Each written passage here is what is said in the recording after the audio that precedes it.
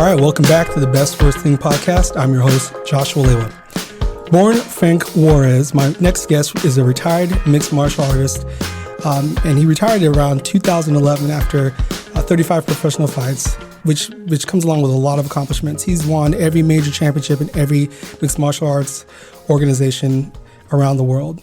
Born in Southern California, life wasn't always easy, which is probably an understatement, and I know we'll probably get into some of that in our conversation. However, he took advantage of the opportunities given to him to form an incredible career where he won championships everywhere, and now he's really been able to establish a different life where he's able to do a lot of different things here. Currently, he's involved with his charity, Shamrock Way, and he's an executive leadership trainer, an entrepreneur, and an inspiring public speaker. You can find him at frankshamrock.com, or you can learn more about Shamrock Way at shamrockway.org, and you can follow him at Frank Shamrock on Instagram and Twitter.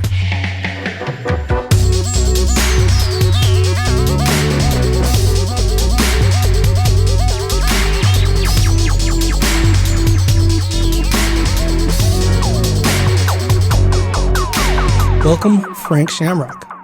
Right on. Thanks for having me. Well, thanks for being here. I really appreciate you doing this. And we talked about this a little offline, but I want to tell the audience I'd met Frank Shamrock at the Nashville airport when he was coming from a charity event, and what struck me about this interaction was that I've met other celebrities and mixed martial artists before, but that he actually stopped and took time to really ask me about me and what I was doing in Nashville, and it got to the point where I even started getting a little nervous, and because I never met anybody famous who took so much time with me, and so I really appreciated just your down to earth nature. Despite all the glory that you've received and achieved over your lifetime, that you're still a down-to-earth person and really approachable. And so I appreciate you for being here. I want to start off by, if you can just tell the folks who are listening a little bit more about what you're currently doing right now. I mentioned Shamrock Way, and I mentioned some of the other work you're doing right now. But would you mind sharing a little bit more about that? Sure. Yeah, I'm very blessed to have had such a successful career and business opportunities that I spend about half my time doing charity work. And that's through our Shamrock Way organization, which was inspired by my adoptive father. And then I also work as a asset manager, brand strategist, and entrepreneur. So I take celebrity brands or, business assets, and I help amplify them. And I've been very successful, been very blessed. And I do that, usually from the stage, but now the stages have kind of dried up and we're in this COVID world. Now I do that through digital mediums. That's great. So tell me, I know we'll probably get a little bit more into your fighting career, but as you stepped away from that career and you started to repurpose your life, how did you find your way doing both just the asset management and kind of the brand target, as well as working in entrepreneurship? What really pushed you in that direction? Well, I was very successful in fighting. And then, near the end of my fighting career, I had a great, example from mentors. So my mentors were a generation older than me. And I was watching what was happening to them at the end of their careers. And most of them ended up with no money, and, their brands weren't defined or secure, or, they hadn't planned their exit. And so that made me think about my exit and my desire to sort of, what I was going to do next. And I could see my body was diminishing. My ability to perform at the level that I wanted to perform at was, sort of eroding, year by year. So I took a mentor, and his name was Robert Deneve. We created an entire business management, asset management style system that he had acquired and learned through his 35 years of engineering and processes. And he went through lean management, and he went through all these different modules for learning how to manage things. And so for about 3.5 years, near the end of my career, he became my mentor, and he taught me sort of what to do with my brand and the assets that I'd already created, which, to be truthful, I had no idea what to do with.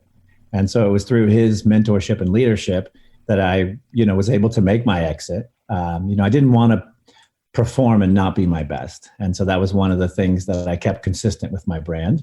And then once I was done, it took a few years to heal up and sort of get myself together. But during that time, I managed my assets wisely. I managed my brand.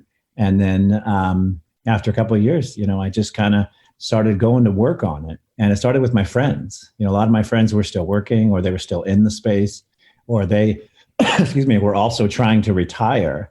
but they didn't have an exit strategy. They didn't know what to do with all this, goodwill and value and marketing that they'd created through competing or acting or performing. And so I just started sort of helping my friends out. And then that just grew and grew until now it's my core business. It's, people come to me, companies come to me at the beginning, middle or end of their life cycle that want to make more, grow more, share more, do more. And I'm able to help them. That's great. And, to me, it sounds like this mentor was really important, Robert Devine, and really supporting on that. So I'm just kind of curious because it sounds like you've had a couple of people who are like this in your life. What's your thoughts on this idea of identifying mentors? What made you kind of go into that space and the value of having a mentor? Well, it's everything to me. I grew up on the streets. I grew up as a troubled kid. So I knew, what was in school books and I knew what I learned on the streets. And, that was not enough to be successful. That's how I ended up in prison. And that's how I ended up in a life of crime. And it was only through people in leadership positions, through mentors, and then accepting that mentorship that I was able to become successful. And the first one was Bob Shamrock. Bob Shamrock at the Shamrock Boys Ranch basically laid out for me, how to be a man, what a father figure was. He took the time to teach me. And what he taught me are still principles that I use today. It's still how I run my life, my family, my relationships. So for me, a mentor is everything. And, we have a lifestyle management system, and it's basically your plus equals minus. And that is, you find your plus, the guy who has what you want, has the info, and you make yourself available. And then your equals is your group, your competition, your peers. And then that minus is, someone who needs the information and who's, ready to accept it, basically. And I'd had a lot of mentors that I wasn't ready to accept, what they had to teach. But as I've matured, I see the value in every relationship, especially in the mentor relationship, because they know they've done it, they've achieved it. And for anybody, it just takes out so much work. And, the hard part about learning, if you have a good mentor, because they can guide you and give you advice. Sometimes a couple of words is all you need on a problem that would take you years to figure out. Whereas someone who's already accomplished it, it's like, oh yeah, no, do this, that, and the other. And there you go. I really appreciate the plus equals and minus kind of, to me, I wrote that down as just a really good visual for how you can kind of break down a few different people. And those folks in that minus area, those folks who maybe are in need, I also really paid attention to your words where you also said they're also ready, because people aren't always ready, even if they're in a deficit place and they're not doing as well as they can. Sometimes, you come across people who you want to support and help, mentor, and they're just not ready. And correct me if I'm wrong, it sounds like you've probably been in that space at some point in your life. Oh yeah. Maybe some of those old lessons. Oh yeah. maybe to some of the stuff that Bob taught you when you were younger, when he adopted you, and whether you're observing and learning some of those lessons, or whether there are things that he explicitly said to you, you didn't catch right away, but you caught them and you applied them later. And so let's talk about that a little bit more. So let's talk about your background. So you were born in Southern California. Can you just maybe start there and just tell us whatever you'd like to share about your background and upbringing? For sure, yeah. I was born in Santa Monica, 1972. So I'm now, 35? I wish. That's my math, yeah. Yeah. That's Hollywood math. So I was born in this area, but I really grew up in Northern California. My father left when I was like 2. So I grew up without a dad, grew up without leadership. I was raised on welfare until I was about 10 years old. When I was 10 years old, I threw rocks at a train. And that's actually a felony in the state of California. And so by the time I was 11, I went to juvenile hall. And so it was the very first time I'd been outside of my home, outside of our community. I lived in a very closed household, a very small family unit. And it was in juvenile hall that I realized and was sort of educated by the street kids that how my home life was going was not right. That I was living in a home of abuse and that the things that were happening to me didn't happen to everybody else. And I had a wonderful counselor who would, sit me down with these, mentor sessions. And they went like this, like, hey, if you keep doing what you're doing, they're going to take you out of your home. And I took that as a directive. I thought, oh, this is what I need to do to get out of my home. So I just kept committing crimes until they, I was awarded the state. They took me out of my home.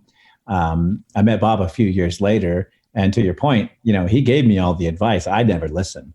And I just kept moving forward until I ended up in prison. But it was when I was in prison that I sort of, I got to review my life. And two things happened. I really doubled down on my fitness because Bob would always say, build your body, build your mind, build your spirit. And, I had nothing but time to sort of build my mind, body, and spirit. And so I went to college in prison. I did all these different things and I lifted weights every single day. But the other thing that was a huge wake-up call for me is everybody I hung out with on the streets was in prison. So I'd see him show up and I'd be like, wait a minute. So what the counselor told me, what Bob told me, all that advice finally sunk in when I realized if I keep doing what I'm doing, this will become my life. And I made a conscious decision at that time. I'm not going to do this. I'm going to do something else. And I was, I built up my body, and it just happened to be when I got out, Bob had stood beside me and supported me. When I got out, this sport was just developing. Mixed martial arts was brand new. It only existed in Japan. And, it kind of sat me down and pitched me on, here's a way to capture your life. Here's a way to be successful. And it's just like wrestling. That was his pitch. I was like, oh, it sounds amazing. I love wrestling. And then I committed to it. And probably one of the hardest things I did in my life, because I was not, an aggressive person. I'm not, a tough guy in that way. I'm more of a nerdy guy, but, and it was very scary, but it was through, accepting that and saying, okay, I'll try this regardless of how painful it is and how hard it is and, how challenging it is. And then within, 8 months, I was a professional fighting in Japan. And I went from being a convict to a champion within a year and a half. And it just began my career, and it literally changed my life. The ability to, work with people and build teams and have teachers, have mentors, have community. It's been the biggest blessing ever. And then as that developed, I realized that, I was smart and I did retain this information. I did take all the notes. And so within a short period of time, I was a teacher, and I started guiding a team and teaching a group, and that developed my ability to vocalize what I wanted and, communicate really well. And it was through all those little, small actions that I was able to become the champion that I am today. Excellent. So, it's funny that Bob Shamrock described the field you're going to go into is like wrestling. Yeah, it's just like wrestling. Yeah, he left out getting punched or kicked. But, one thing that stands out to me about that as well is you were afraid, you were scared, and yet you did it anyway. And so, of course, part of prepping for this interview, I was taking in a lot of the content, and I seen you speak about fear. And so I would wonder if you wouldn't mind sharing what pushed you and what continues to push you through making certain decisions, even if there's that hesitation and maybe some fear comes up for you. Sure. Well, it's certainly helpful that I took probably one of the biggest things I was afraid of. And that was violence. Because, when you're a child and you grow up in violence and you grow up in abuse, you run away from it because you just don't want it anymore. And it becomes part of your DNA. Like you actually, makes you ill. And so, first step was training and sort of facing that. And once I realized literally that no one could kill me, this was sort of my mindset. And I had that moment in Japan where I thought, oh my God, this is a day where I'm going to die. Someone was beating me. And I looked at it for what it was. I was like, wow, today I'm going to die. And I was like, wait a minute, nobody can kill me. And it was, just that small mindset of, not only is this not going to happen, but I'm going to do something about it, just change something inside of me. And it's been that way ever since. I realized even the public speaking was my biggest fear, because I knew people look at me a certain way and I'm a champion. I have all these accolades, but inside I'm still that little boy, that was locked in a closet, that had all these, social issues and emotional problems and, that went to prison. And so for me to get on stage and speak from a place of, authenticity and honesty, I have to talk about those things and I have to communicate, who I really am. And so that was always a big fear for me. And that's one of the reasons I do public speaking, is just accepting that fear for what it is. And when I did my TED Talk, it was really about fear. We talked about fear and the desire to sort of step through it. And once you step through it, what's the worst that can happen? Someone laughs at you, someone doesn't like you, in my sport, someone kicks your ass, but it, Yeah. the reality is it doesn't kill you. It literally makes you stronger each and every time that you walk through those small fears. And, I speak a lot about this at middle schools and schools now, because there's so much fear just in the desire to, please people or be socially accepted and, to think differently. And one of the tools I say is it's like baby steps. If you just take, a half a step forward instead of a step back, that half step sort of puts you in the conversation. And then those who take a step back, the conversation ends. So I recommend everybody make a list of their fears and start attacking them, because those are the things that are really holding you back in life. Those are the things that are stopping you from saying yes, or, conversely saying no, right? Mm-hmm. But Mm-hmm. when you understand what they are, and when you understand what they do to you or how they guide you, then you can start changing that. And a lot of people are just reacting on the fears that they have, and they don't even know why they're saying yes or no, or maybe, or I don't know. So yeah, that's fear is a big one for everybody, especially in this time in society. Yeah. Well, I appreciate you sharing that. And I do think that the listeners are going to get a lot from that. When I was thinking about I actually was just watching the Phil Baroni fight right before we got on this, because I remember it as being a good fight. And then I remember just watching your level of confidence, especially in the early round. I think there was a time where you hit him with a combination and made you're going to go to sleep. Sleeper move, yeah. It's funny because I watch a lot of some of the current younger fighters who had some recent success, and they're doing some of that same kind of confidence in the ring, the showmanship on top of the skills. And, again, from the outside, you're looking at that guy and you don't think he's walking into this cage and he feels uncomfortable or he feels afraid, because you're walking in there and you're ready to go with somebody who was a really tough competitor, Phil Baroni. But then you fought people like Boss Rutten. In a way, maybe is the person I think was that the person you were referring to that you thought you were literally going to die? Ensign, yeah. And so, here are these major people. I mean, people, again, who I wouldn't want to meet in a dark alley, even if I had friends with me. So you're sitting there one-on-one going with these guys, and your ability to kind of push through the next level and to be able to perform at such a high level, and to also dig deep and say, the worst case scenario here is not death. I'm going to survive from this, and I'm going to learn from it. And so I think what an amazing way if people can make that connection to really any sphere of their life. Just real briefly, or however long you want to share it, actually. So as you enter into that first fight, I think the first fight was Boss. Is that the first fight? Yeah. Okay. First fight was Boss Rutten. Which is not fun for folks who are listening to this. You need to check out Frank Shamrock's highlight reels. There's some incredible clips between him and Boss Rutten. And then you can go and check out Boss Rutten too, to see what kind of an athlete he was and an animal that he was. But as you kind of go from there until through your career, what made you keep going with it? I mean, obviously, you got some early wins and you got some early setbacks, and throughout all that, what made you continue to persist through your career all the way until within the last 10 years? It was really the study of martial arts. I two things happened. Once I started training and I sort of got through the fear, the physical fear. The first fear was physical. Oh, I'm going to get hurt. And then I realized, wait a minute, I'm not going to get hurt. And so I moved through that one. And the second fear was I'm going to die. And that really held me back for a long time until the Ensign fight. And then I was like, I call it staring death in the face. I looked at it and I was like, well, you're not going to kill me. And that was a big one. But, for me, it was a study of martial arts, because martial arts had given me so much. And then it was such a powerful journey, because you get instant feedback. Like it's unlike, a test where you turn it in a week later, you get a grade. You learn a technique, you practice it with your friends, you work on it a bunch of times, and then you go put it to work right away. And it's instant. You either get blasted in the face or it doesn't work. And you're like, wow, that didn't work. And then you examine, hey, was it me? Was it this? Was it that? Or was it the technique itself? And so in that way, it's a very intimate, very personal journey. And I could tell throughout the journey that I was also developing as a human being. My personal relationships were growing. My social connections were growing. Like everything was growing because of this study.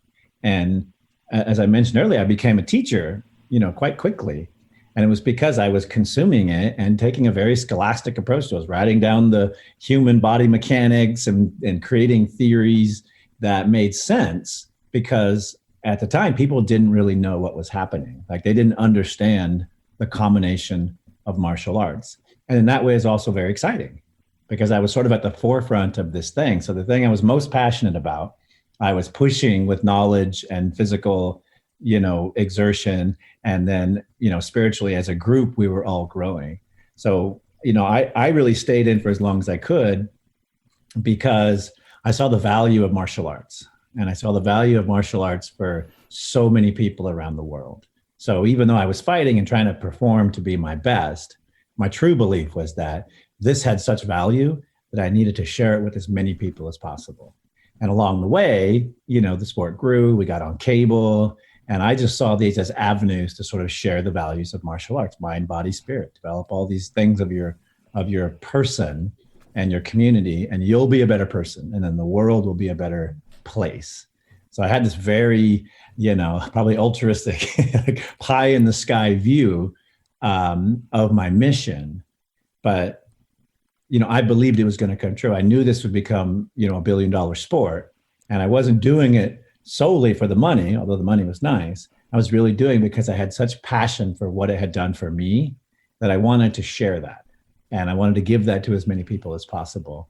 And, there came a time when I had to weigh, like, do I want to be the greatest or the most valuable? Yes. Do I want to be, the most paid, or do I want to be the most impactful? And, my only regret was I couldn't learn it fast enough, and the body, it didn't last long enough to sort of see it to its end. And when I made that decision to retire, it was really because I wanted to be the best that I could be. And my body was like, listen, 16 years, we're tired. Yeah. We're done. We need to exit. So, I sat down, and my real belief was, if I'm not going to perform my best in this role, then I should take other roles. And that's how I'll achieve my mission. So, very tough decision to make. And it was a challenging pill to swallow, but best thing I ever did, because people remember me for what, for the greatness, not as I aged, or, they remember as a broadcaster, they remember me as a league owner, they remember me as an activist, and not as a, washed up fighter who, hung on too long. I agree with you. That's exactly how I look at you. And, I really appreciate the values piece, your clear understanding of mind, body, spirit, taking care of those things and wanting to share that message with the world, and even your vision on your website, how it's important that people, who want to be their best, right? To be at their best and to have excellence in all things that they do. And I think that no matter if somebody doesn't enter into the fighting sphere or in the martial arts sphere, the values are still the same, that they can find some way to incorporate those things into their lives. And it's a very powerful message that could really find its way through a lot of other things. I want to also mention one other thing, and then I have one more question before we get to the big question, is your ability to teach came from, and these are my words, not yours, but this almost an obsession, or at least at minimum a curiosity about this sport. Your willingness to study it outside of the direct training you're doing yourself, to really understand like why things are working the way they work, why things do not work, to be able to reconstruct it philosophically and almost academically, and which allows you and puts you in a position where you could actually teach others. And so I feel like that curiosity piece is so important for people as they try to figure out what they want to do within their lives. Is are you able to find something that you're actually genuinely curious about? And what are the multiple places in which you can apply that curiosity? In your case, I'm hearing it in fighting, and then now I'm hearing it, of course, in business and in entrepreneurship and philanthropy. And so I think that's just a stark, or at least a direct connection that I'm hearing from that as well.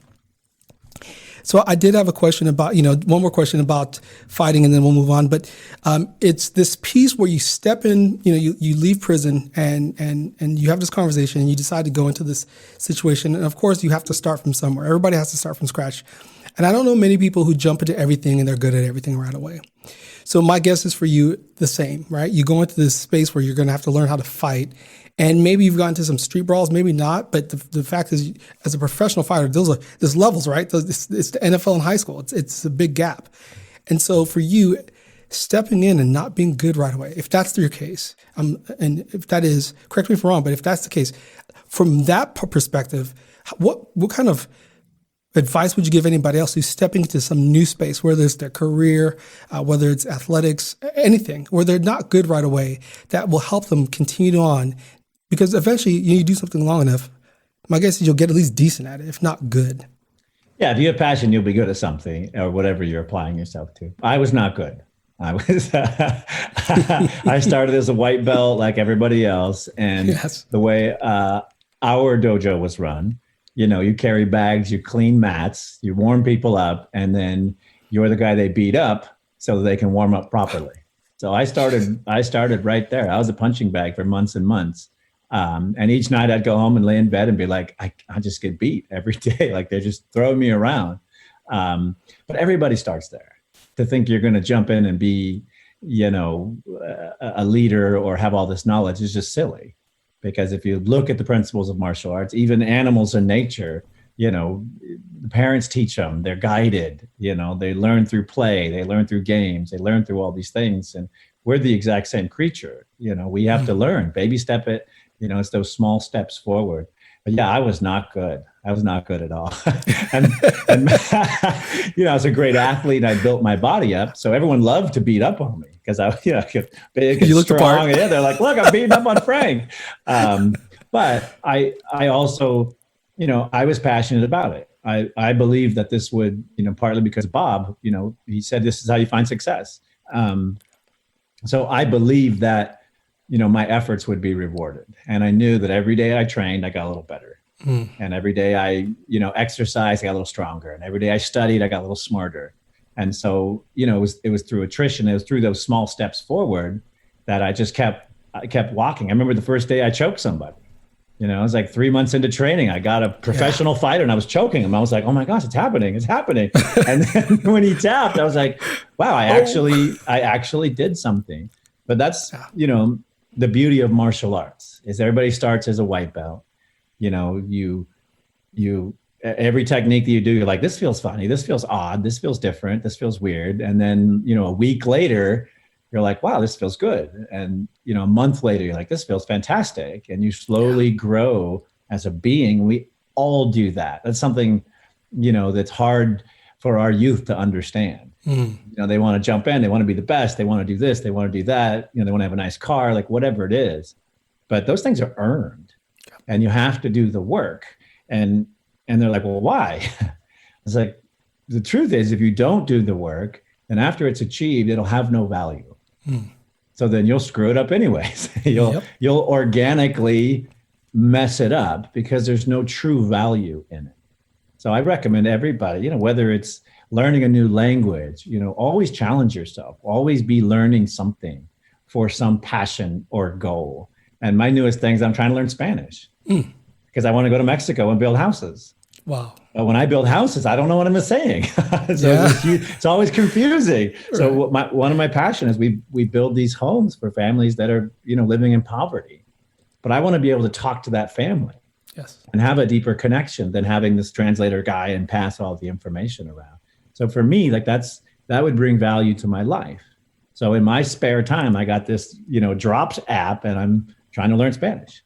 But during that spare time, most people are watching a football game, watching a baseball game, spending time that has no value to them. And so they get to the end of, several years and they're like, wow, I haven't really accomplished all that much. But there's so much time and there's only, when you're younger, there's only so much time to sort of achieve these things. So, that's why I recommend write your fears down, write your goals down, write the roles that you're serving in your life right now, and then really decide what you want to do, where you want to end up, because it's all in your control if you're controlling it. If you're just reacting and acting to whatever, external stimuli comes in, then the world's in control of you and the world's going to send you wherever they want to send you. But we're in total control of everything we do that comes from our mind, from our body, and from our spirit. And when that energy is guided, it not only attracts very positive things, but you end up at those destinations as a fighter, as a teacher, as a mentor, as a speaker. All of those things, were dreams of mine. but they all came true because I was like, oh, okay, well, let me learn this and let me try to figure this out. And I got punched in the face. Well, maybe that's not the right way. Let's find out why it's not the right way. Thank you for sharing that. I appreciate that. And again, I think it's a message for anybody at any stage in their lives of it's the work that works. And again, taking your time and building it long term will help you value and appreciate it, and that you do have a lot of control. So we're going to take a small break here, and then we're going to get to the big question.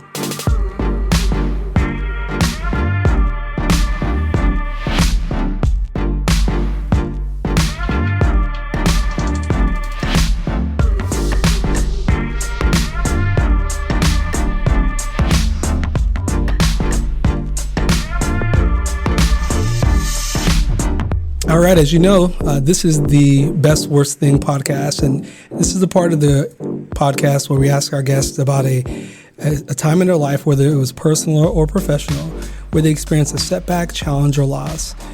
So they're to describe the what was the difficult experience, the how did they get through it, and then the what again, which is what did they learn from it that they want listeners to learn. And so, Frank Shamrock, what's your best worst thing? Best worst. So do I go best and then worst, or how does that work? Or even a worst thing that ended up being maybe even it turned out to end up being a good thing? Sure. Well, probably the hardest thing I've ever done in my life was to stop fighting, to sort of make that decision. And, it really goes back to that Baroni fight you mentioned earlier. People see me, they see my presentation, they see what was going on. They're like, wow, he's so commanding. How can he perform at that level? Well, 2 weeks before, I'd blown my knee out and was in an electric wheelchair. And I went to the doctor, and they're like, well, you have no knee tendons, so you can't really hurt it anymore. And they're like, there's no way you can perform. Yeah. And so that fight wasn't, to me, it wasn't a physical contest. I knew I could beat him. I knew mechanically that I could do this. But spiritually, like, I had to make some decisions like, wow, I can barely perform. I can barely walk, and I'm still going to go out there. And I went out there because I needed to move the sport forward. We had CBS was looking at us. We had all these different things. So there was so much purpose in what I was doing. There was so much value in me needing to perform. It's the first time I ever sat my family down and said, hey, guys, how I win all the time? This one might not look like that. This one might go a different way. And I need you guys to be prepared because I've never been this damaged. I've never had this much against me. So to then go in and perform at the level I did, if you watch the fight, it's amazing, and you can't even tell that I'm messed up, except for if you know me, I'm wearing 2 knee pads, and that's only to confuse somebody as to which knee is actually messed up. But that type of warrior attitude and that type of purpose, when that ends, it's so hard. And this is why a lot of guys go back, and this is why a lot of guys don't pivot or even prepare for the future, because to look at that ending of something with such purpose is really hard. And so literally the hardest and worst time for me was retiring, because I knew I had to retire. I knew that it was in my, it was in my code. Like, I have to be the best and do this, but I also knew that I had to give up what was most important to me and what had allowed me to achieve all these different things in my life. And that was a hard, pill to swallow. But what was harder was the next few years, because the thing that gave me the most purpose in life, I had to move to the side and focus on the things that were then the most important. And luckily I had a young girl, I had a young family, and, that time at home made me realize, like, this was my real purpose. This was just my career, my thing, and what I was supposed to be doing. But it was those years of, trying to heal my body and spending time with my daughter and just being in this place of, community and family. That's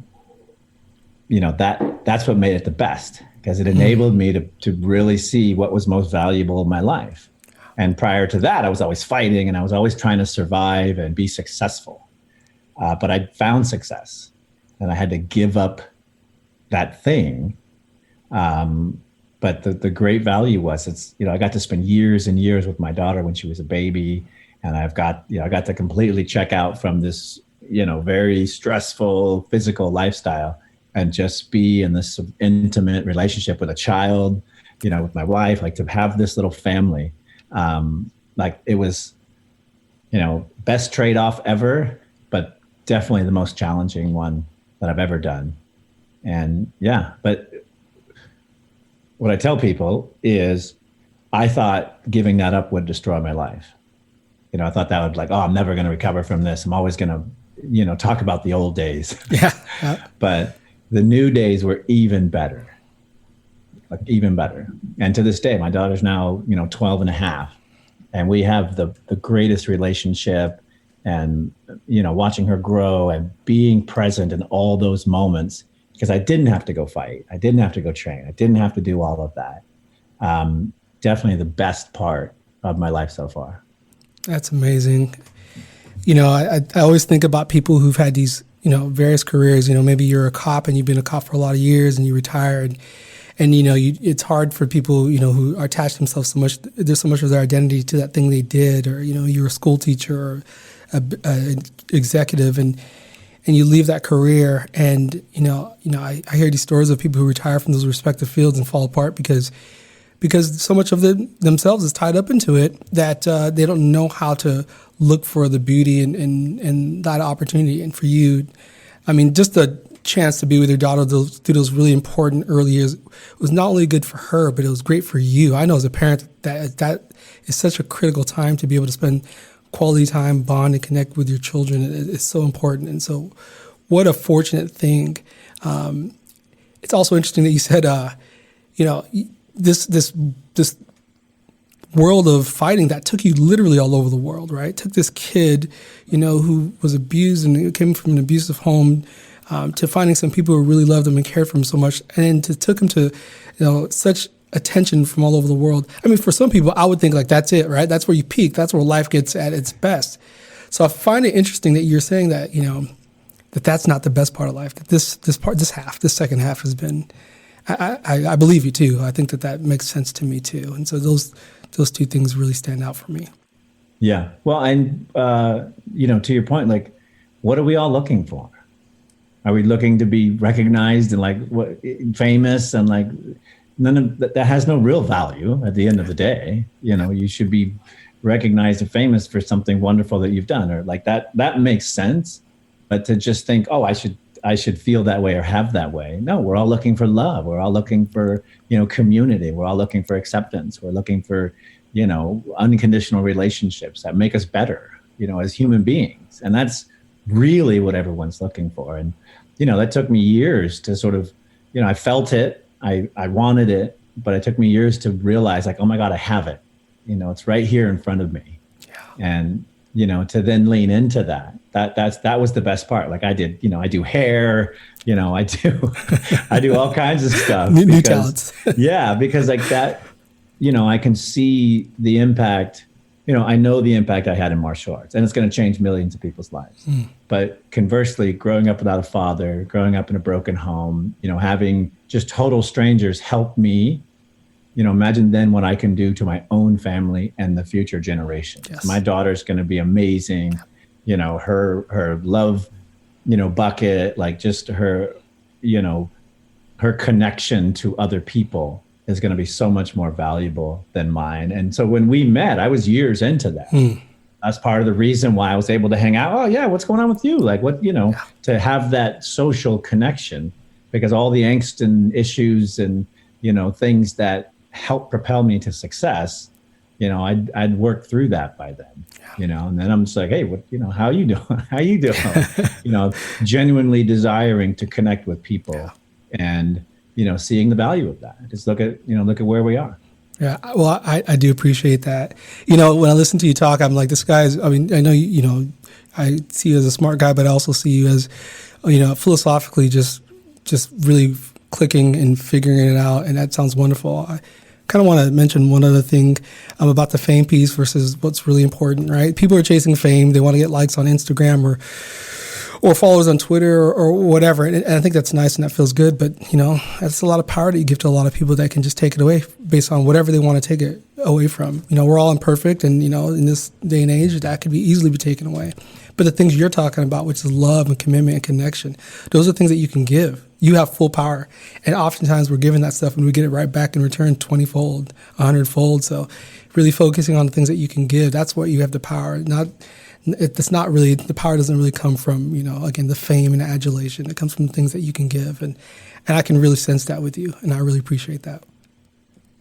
Well, thank you so much for taking time to meet with me. Again, you're just as kind and as generous as the person I met 4 years ago in that Nashville airport where my knees were shaking. But at least this time, I feel a lot more comfortable with our conversation. So I meant, what's your preferred way? How would you like for people to stay in contact with you or follow you? What's your preferred ways? You can follow me on all social media at Frank Shamrock, or if you really want to get a hold of me, you can hit me up on my website at frankshamrock.com. And yeah, I'm not that interested in likes and all that other stuff, but I do like to share a good message. And one of the messages I've been talking about quite a lot these days is just kindness, because you really never know what's going on the other side. Of someone's conversation, of someone's facade, of our brief meeting. You really never know. And one of the things I learned on the streets is never, underestimate, never, force it, never, push yourself, because you don't know what's going on.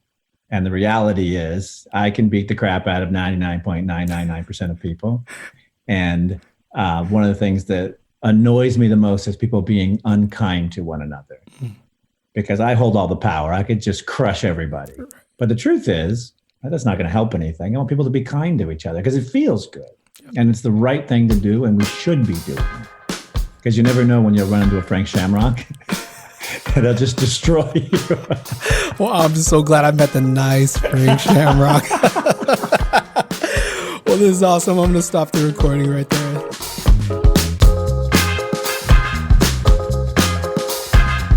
Thank you for listening to the Best Worst Thing podcast.